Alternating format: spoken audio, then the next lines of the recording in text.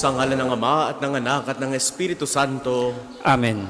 sumainyo ang Panginoon. At sumainyo rin. Magandang umaga po sa inyong lahat. Welcome po sa inyo dito sa Pambansang Dambana at Parokya ni Santo Padre Pio. Tayo po ngayon ay nasa Lunes sa ika-6 na linggo sa panahon ng muling pagkabuhay ng ating Panginoong Hesus. Sa atin pong pagsasama-sama sa banal na Eukaristiyang ito, patuloy tayong hinahamon ni Hesus na manindigan sa kung ano ang tama. Nawa sa ating bawat pagpapasya, patuloy nating piliin ang Diyos. Piliin natin ang makapagdadala sa atin sa kabutihan at lalo tigit sa kabanalan. Kaya aminin po muna natin ang ating mga kasalanan upang tayo maging marapat gumanap sa banal na pagdiriwang. Inaamin ko sa makapangyarihang Diyos at sa inyo mga kapatid na lubha akong nagkasala sa isip, sa salita at sa gawa at sa aking pagkukulang. Kaya sinasamo ko sa mahal na Birheng Maria, sa lahat ng mga anghel at mga banal, at sa inyo mga kapatid, na ako'y ipanalangin sa Panginoong ating Diyos. Kaawaan tayo ng makapangyarihang Diyos, patawarin tayo sa ating mga kasalanan, patnubayan tayo sa buhay na walang hanggan. Amen. Panginoon, kawan mo kami. Panginoon, kawan mo kami. Kristo, kawan mo kami. Kristo, kawan mo kami. Panginoon, kawan mo kami.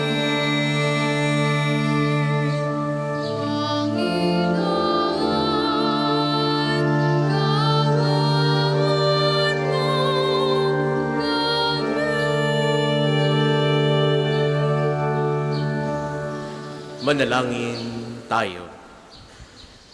Ama naming makapangyarihan, ipagkaloob mong lagi naming maranasan ang pamumunga ng aming ginagampanan ngayong Pasko ng pagkabuhay na iyong ibinigay upang aming ipagdiwang sa pamamagitan ni Hesukristo kasama ng Espiritu Santo magpasawalang hanggan. Amen.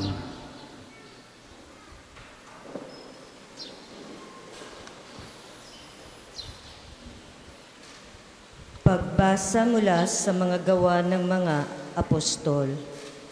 Mula sa Troas, tuloy-tuloy kaming naglayag patungong Samotrasya at kinabukasan sa Neapolis.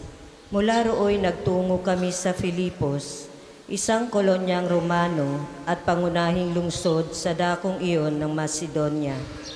Nanatili kami roon ng ilang araw at ng araw ng pamamahinga, lumabas kami ng lungsod at nagpunta sa tabing ilog, sa isang puok na inakala naming dakong panalanginan ng mga Hudyo.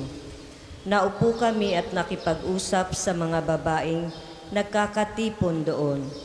Kabilang dito ang isang nagngangalang Lydia, taga Tiatira, at mga ngalakal ng mga telang purpura. Siya'y may takot sa Diyos. Binuksan ng Panginoon ang kanyang isip at siya'y naniwala sa ipinangangaral ni Pablo. Nagpabinyag siya at ang mga kasambahay niya. Pagkatapos, sinabi niya, "Kung itinuturing po ninyo akong tapat na lingkod ng Panginoon, doon na kayo tumuloy sa amin." Mahigpit ang kanyang anyaya, kaya't hindi namin napahindian. Ang salita ng Diyos. Salamat sa Diyos. Salmong tugunan, Panginooy nagagalak sa hirang niyang mga anak. Panginooy nagagalak sa hirang niyang mga anak. Ang Panginooy purihin, awitan ng bagong awit. Purihin sa pagtitipon ng tapat sa pananalig. Magalak ka, O Israel, dahilan sa manlilikha. Dahilan sa iyong hari, ikaw Siyon ay matuwa. Panginooy nagagalak sa hirang niyang mga anak. Purihin sa pagsasayaw, purihin ang kanyang ngalan. Alpat tambol ay tugtugin at siya ay papurihan. Panginooy nagagalak sa kanyang mga hirang. Sa nangagpapakumbabay, tagumpay ang ibibigay. Panginooy nagagalak sa hirang niyang mga anak. Sa tagumpay na natamo, magalak ang mga hirang. Sa kanilang pagpipista ay magsaya't mag-awitan. Sa pagpuri sa Panginoon ay bayaang magsigawan. Ang tatanggap ng tagumpay ay ang kanyang mga hirang. Panginooy nagagalak sa hirang niyang mga anak. Magsitayo po lahat.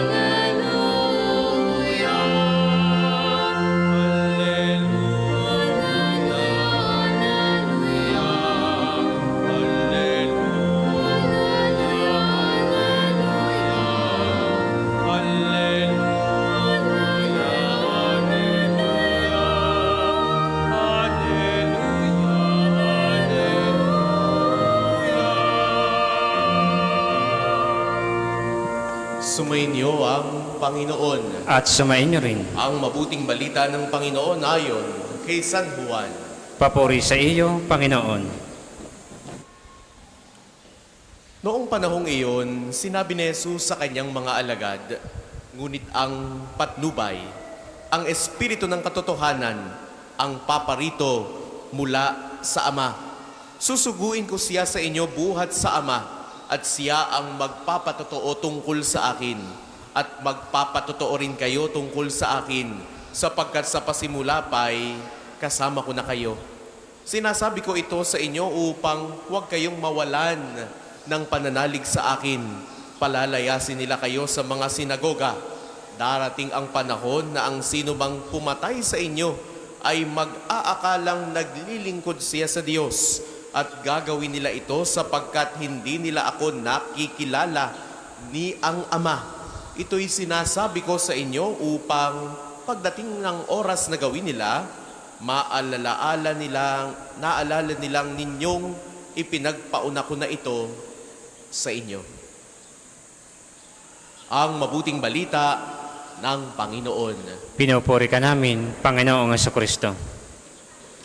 Sa inyo pong lahat na naririto at nakikibahagi sa ating banal na pagdiriwang, sa mga sumasama po sa atin sa pamamagitan ng ating Facebook Live. Muli po yung pagbati sa bawat isa. Magandang umaga po sa inyong lahat. May kasabihan pong kapag ikaw ay nasa tama, huwag kang matakot tumayo. Pag ikaw ay nasa tama, huwag kang matakot tumayo. Pero aminin natin, hindi madaling manatiling tapat kapag tayo ay inaargabyado. Kapag tayo inuusig, kinukutya, at hindi nauunawaan. Minsan, mas madali pang manahimik kaysa magsalita para sa katotohanan. Mas madaling sumabay kaysa tumindig para kay Kristo. May mga pagkakataon na kahit ikaw ay naninindigan, bumabaliktad ka sa kung ano ang katotohanan. May mga pagkakataon, pinipili mo na lang isarado, titigom ang iyong bibig. Sa Ebanghelyong napakinggan po natin para sa araw na ito, inihahanda ni Jesus ang kanyang mga alagad sa realidad ng pagiging Kristiyano. Hindi niya ipinangako na magiging madali ang pagsunod sa Kanya. Sa halip, sinabi niya na darating ang pag-uusig, pagtutol, at paghihirap. Ngunit hindi niya sila iniiwan na mag-isa. Ipinangako niya ang Espiritu Santo, ang tagapagtanggol at gabay. Napakaganda ng paalala ni Jesus.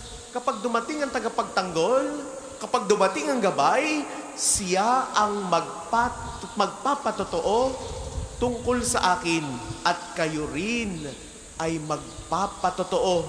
Tayo rin ngayon ay tinatawagan upang magpatotoo tungkol kay Kristo. Hindi lamang sa salita, kundi lalo tigit sa gawa. Sa panahon ngayon, maraming tao ang nawawala ng pag-asa, nalulunod na lamang sa kasinungalingan, nadadala ng kanilang sariling interes o kaya nagpapaagos sa takbo ng mundo. Bilang Kristiyano, papaano tayo magiging saksi ni Kristo? Papaano tayo maninindigan sa Diyos? Kapag tayo marunong magpatawad kahit mahirap, kapag tayo ay tapat kahit walang nakakakita, kapag tayo marunong magmahal kahit hindi minamahal ng pabalik, kapag tayo ay naninindigan sa tama kahit tayo nag-iisa, iyan ang tunay na pagpapatotoo. Ngunit tandaan natin, hindi natin ito kayang gawin sa sarili lamang nating lakas. Kailangan natin ng Espiritu Santo. Siya yung magbibigay lakas sa mga panahong tayo ay nanghihina. Siya yung magbibigay tapang kapag tayo ay natatakot. Siya yung magbibigay liwanag sa mga pagkakataong tayo ay nalilito. Kaya ngayong araw na ito, tanungin natin ang ating mga sarili. Sa akin bang pamilya? Sa aking trabaho? Sa paaralan o sa komunidad? Nakikita ba si Kristo sa akin? Ako ba'y nagiging refleksyon ng katotohanang dinadala ni Jesus? Ako ba'y tunay na saksi ng kanyang pag-ibig? Hilingin po natin ang biyaya ng katatagan at katapangan upang sa gitna ng anumang pagsubok, manatili tayong tapat at masayang mga tagasunod ng ating Panginoong Hesukristo. Mga minamahal kong kapatid, patuloy tayong binibiyayaan ng ating Panginoong Hesus.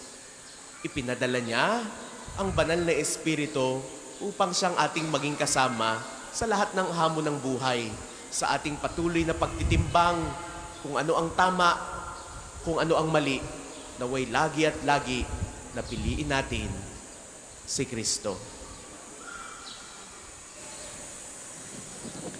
Para po sa mga maghahandog ng sobre, pakihulog na lamang po sa buslo.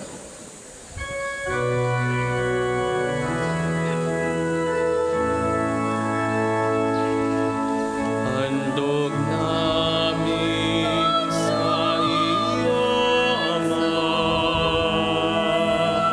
ang tinapay at alak na ito. Handog ng bayang umasa, sumasambat nagdamay sa'yo.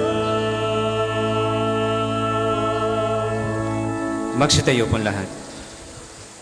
Manalangin kayo mga kapatid upang ang paghahain natin ay galugdan ng Diyos amang makapangyarihan. Tanggapin nawa ng Panginoon itong paghahain sa iyong mga kamay, sa kapurihan niya at karangalan sa ating kapakinabangan at sa buong sambayanan niyang banal. Ama naming lumikha, tanggapin mo ang mga alay ng iyong sambayanang natutuwa. Ang pagkabuhay ng iyong anak na nilobong aming ikatuwa ngayon ay papagbungahin mo ng galak na mananatili sa amin habang panahon. Sa pamagitan niya, kasama ng Espiritu Santo, magpasawalang hanggan. Amen. Sumainyo ang Panginoon. At sumainyo rin. Itaas sa Diyos ang inyong puso at diwa. Itinaas na namin sa Panginoon. Pasalamatan natin ang Panginoong ating Diyos. Marapat na siya ay pasalamatan. Ama naming makapangyarihan, tunay ngang marapat na ikaw ay aming pasalamatan. Ngayong ipinagdiriwang ang paghahain ng Mesiyas, ang maamong tupa na tumubos sa aming lahat.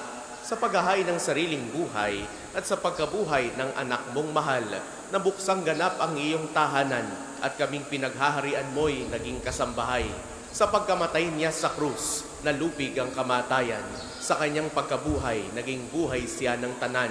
Kaya, kaisa ng mga anghel na nagsisiawit ng papuri sa iyo nang walang humpay sa kalangitan, kami nagbubunyi sa iyong kadakilaan.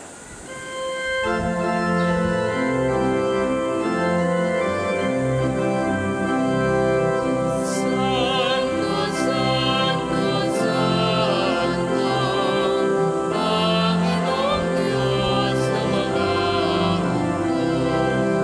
Napupuno ang langit at lupa ng kadakilaan mo. Hosana, Hosana sa kaitaasan.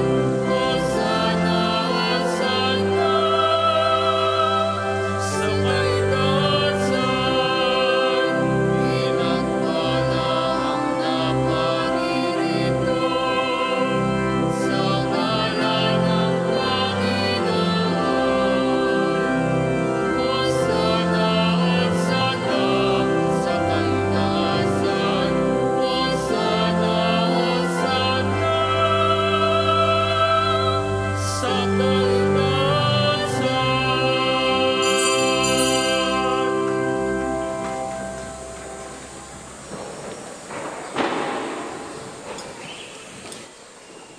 Ama naming banal, ikaw ang bukal ng tanang kabanalan. Kaya sa pamamagitan ng iyong Espiritu, gawin mong banal ang mga kaloob na ito upang para sa aming maging katawan at dugo ng aming Panginoong Hesukristo. Bago niya pinagtiis ang kusang loob na maging handog, ginawakan niya ang tinapay. Pinasalamatan kaniya, pinagati-hati niya iyon. Iniabot sa kanyang mga alagad at sinabi, "Tanggapin ninyong lahat ito at kanin. Ito ang aking katawan na ihahandog para sa inyo."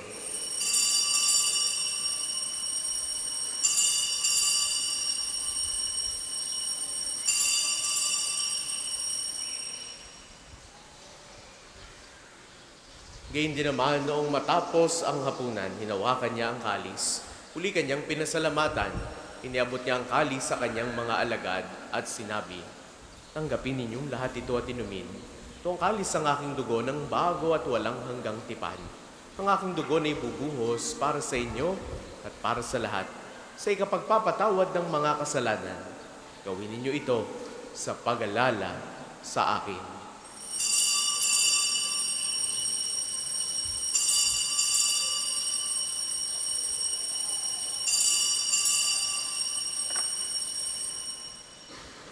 Manatili po tayong nakaluhod. Ipagbunyi natin ang misteryo ng pananampalataya. Si Kristo'y namatay, si Kristo ay nabuhay, si Kristo'y babalik sa wakas ng panahon. Ama, ginagawa namin ngayon ng pag-alala sa pagkamatay at muling pagkabuhay ng iyong anak. Kaya tiniaalay namin sa iyo ang tinapay na nagbibigay buhay at ang kalis na nagkakaloob ng kaligtasan. Kami ay nagpapasalamat dahil kami iyong minarapat na tumayo sa harap mo para maglingkod sa iyo. Sinasamo namin kaming magsasalo-salo sa katawan at dugo ni Kristo ay mabuklod sa pagkakaisa sa pamamagitan ng Espiritu Santo. Ama, lingapin mo ang iyong simbahang laganap sa buong daigdig. Puspusin mo kami sa pag-ibig. Kaysa ni Leon na aming Papa, ni Gilbert naming obispo at ng Tanang Kaparian.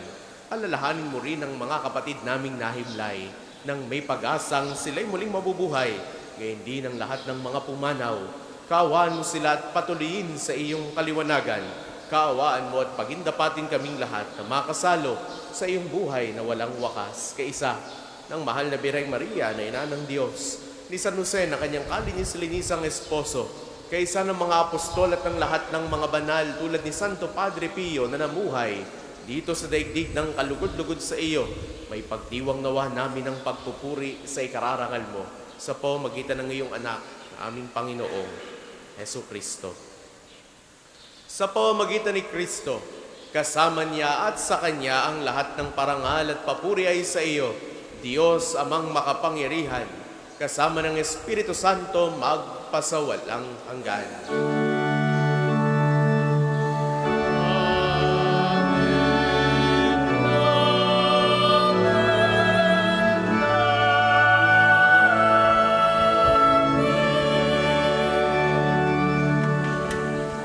Sa tagubili ng mga nakagagaling na utos sa turo ni Jesus sa Panginoon natin na Diyos, ipahayag natin ng lakas loob.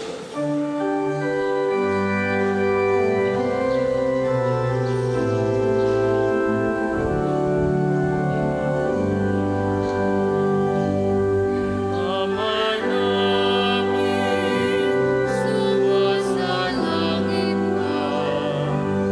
Sambahin ang ngalan mo. Mapasamin ang kaharian mo.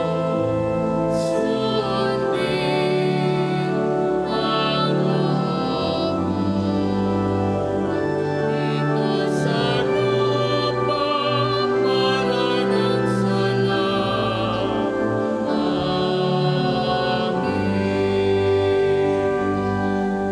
Bigyan mo kami ngayon ng aming kakanin sa araw-araw at patawarin mo kami sa aming mga sala para na pagpapatawad namin sa nagkakasala sa amin. At huwag mo kaming ipahintulot sa tukso, at iagyan mo kami sa lahat ng masama. Hinihiling namin kami aliya sa lahat ng masama, pagkalooban ng kapayapaan na araw-araw, iligtas sa kasalanan at ilayo sa lahat ng kapahamakan, samantalang aming pinananabikan ng dakilang araw ng pagpapahayag ng tagapagligtas naming si Hesu Kristo. Sapagkat iyang kaharian at ang kapangyarihan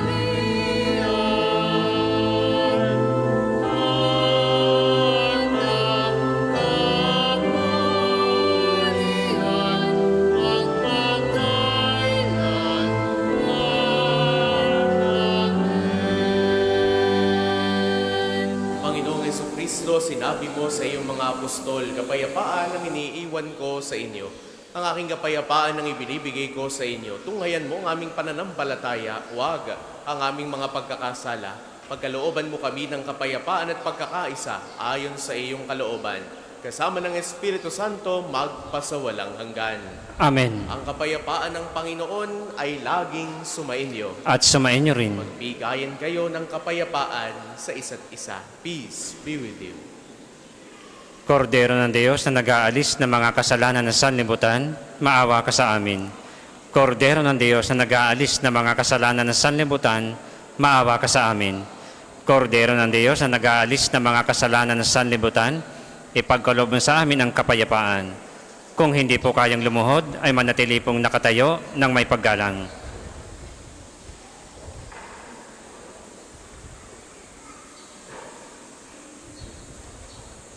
Ito ang kordero ng Diyos.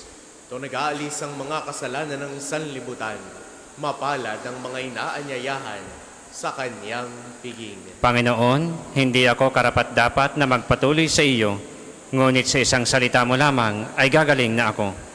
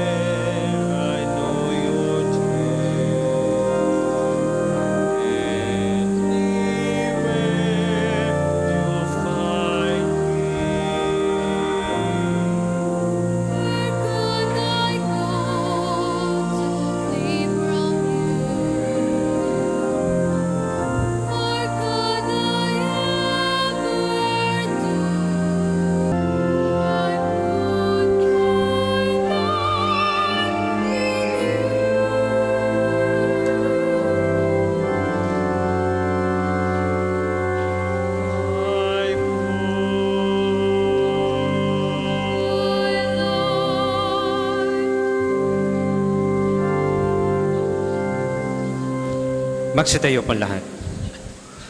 Manalangin tayo. Ama naming mapagmahal, tunghayan mo at lingapin ng iyong sambayanan na minarapat mong makinabang sa piging na pang magpakilanman. Ipagkaloob mong kami malwalhating makarating sa pagkabuhay na magtatampok sa amin sa iyong piling. Sa pamamagitan ni Hesu Kristo, kasama ng Espiritu Santo, magpasawalang hanggan. Amen. Panalangin ng pagtitiwala kay Santo Padre Pio. Padre Pio, Taga Pietrelcina, Mongheng Banal, Pintakasing Santo ng Milenyong Kasalukuyan, gabay namin sa pagtahak sa landasing makalangit, takbuhan sa pangangailangan, huwaran ng pagtitiis. Sa iyo namin ilalapit aming mga kagipitan, sa iyo po ibinibilin kalusugan at kabuhayan. Bangkitin ng tahimik ang mga personal na kahilingan.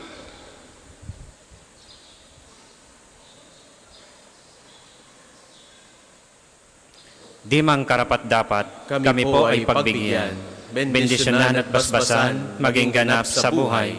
Lumayo nawa kami, umiwas sa kasalanan, lumapit lagi sa Diyos, maging matatag at matibay. Sa mabuting balita ng pagliligtas, turuan mo kami nawa, sa tuwin ay makinig, magnilay at sumampalataya. Amin pong pakiusap itong mga kahilingan, puso ay nagsisisi, nagtitikang taimtiman. Di na muling magkasala, sunod lagi sa Diyos Amang, kaisa ng Espiritu at ni Jesus na tagapamagitan. Amen. Magsiupo muna po lahat para sa mga patalastas. Una, sa inyong pagdalaw sa pambansang dambana, mangyaring pakaingatan ang inyong mga personal na gamit. Hangad namin ang isang matiwasay at maayos na pagbisita sa National Shrine. Mga kapatid, manalangin tayo sa Diyos amang makapangyarihan upang tayo ay maging kawangis si Kristo sa taimtim na pagdalangin sa tulong ng mga larawan at mga dasalan. Manalangin tayo. O Diyos, Ikaw ang bukal ng lahat ng pagpapala at biyaya.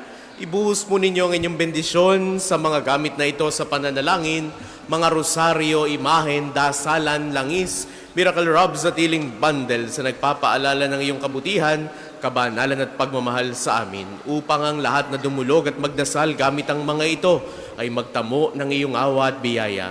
Loobin mong tularan namin ang kabanalan at aral ni Kristo at ng mga santo magpasawalang hanggan. Amen. Ama namin, sumasalangit ka, sambahin ang ngalan mo. Mapasa amin ang kaharian mo, sundin ang loob mo dito sa lupa para ng sa langit. Bigyan mo kami ngayon ng aming kakanin sa araw-araw at patawarin mo kami sa aming mga sala para ng pagpapatawad namin sa nagkakasala sa amin. At huwag mo kaming ipahintulot sa tukso at iadya mo kami sa lahat ng masama. Amen. Abagay noong Maria, napupuno ka ng grasya, ang Panginoong Diyos ay sumasa iyo. Bukod kang pinagpala sa babaeng lahat at pinagpala naman ng iyong anak na si Jesus. Santa Maria, Ina ng Diyos, ipanalangin mo kami makasalanan, ngayon at kung kami mamatay. Amen. Ama namin, sumasalangit ka, sambahin ang ngalan mo, mapasa amin ang kaharian mo, sundin ang loob mo dito sa lupa para ng sa langit. Bigyan mo kami ngayon ng aming kakanin sa araw-araw at patawarin mo kami sa aming mga sala para ng pagpapatawad namin sa nagkakasala sa amin. At huwag mo kaming ipahintulot sa tukso at iadya mo kami sa lahat ng masama. Amen. Luwalhati sa Ama, sa Anak at sa Espiritu Santo, kapara noong una, ngayon at magpasawalang hanggan. Amen.